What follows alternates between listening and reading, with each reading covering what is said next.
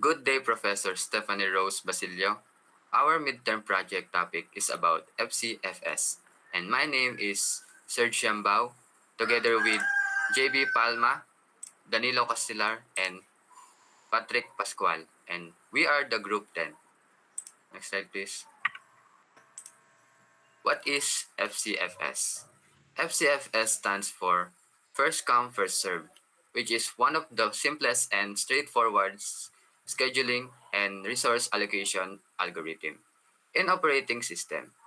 It follows the basic principle that processes or requests are executed strictly in order, in which they arrive in the ready queue. For example, in a store where the first customer to arrive is the first one to be served. This method is non-preemptive, meaning once a process starts execution, it cannot be interrupted until it finished. While FCFS is fair and easy to implement, it can sometimes lead to longer waiting times for certain processes, especially when a very long processes arrive before a shorter ones, a situation often referred to as the convoy effect. Despite its drawback, FCFS remained a foundational scheduling technique and served as a starting point for understanding more complex algorithms. Next, please. Now, what makes FCFS unique compared to other scheduling algorithms? First, it is the fairest and most predictable scheduling method because every process is handled in the exact order it arrives. Second, it is non-preemptive. This means once a process starts executing, it cannot be interrupted until it finishes. Third, it does not require complex calculations or priorities. Only the arrival time determines execution. Because of these qualities, FCFS is considered the foundation or baseline for comparing other CPU scheduling techniques. It is the simplest scheduling algorithm where processes are executed in the order they arrive. Much like a queue in real life, this makes it easy to implement and ensure fairness since no process can skip the line.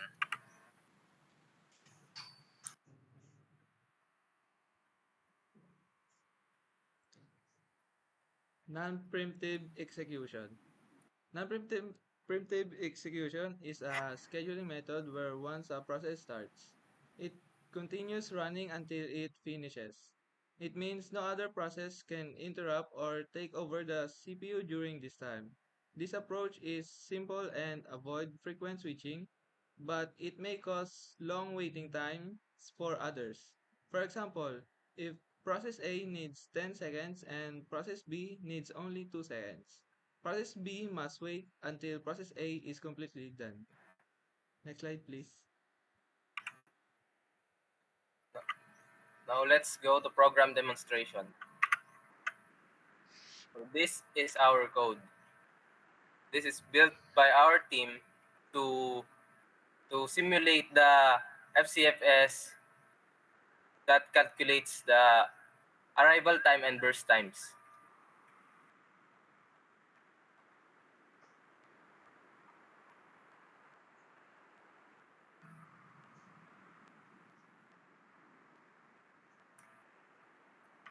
So for example, the number of processes I want to do or calculate is 6. I'm sorry, 3.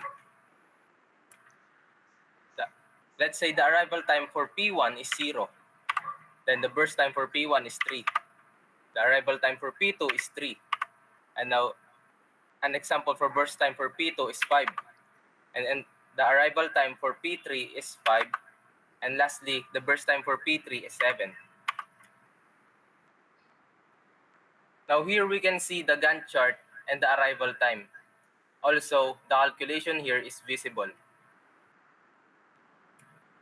When we analyze the code, we can see that here is our loop and error handling.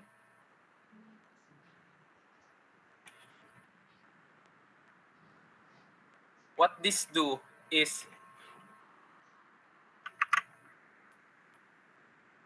if the field is empty, Java doesn't know how to convert an empty string into a number. thus it fails. But if we put a non-integer value in here like ABC, it fails and throws a number format exemption again.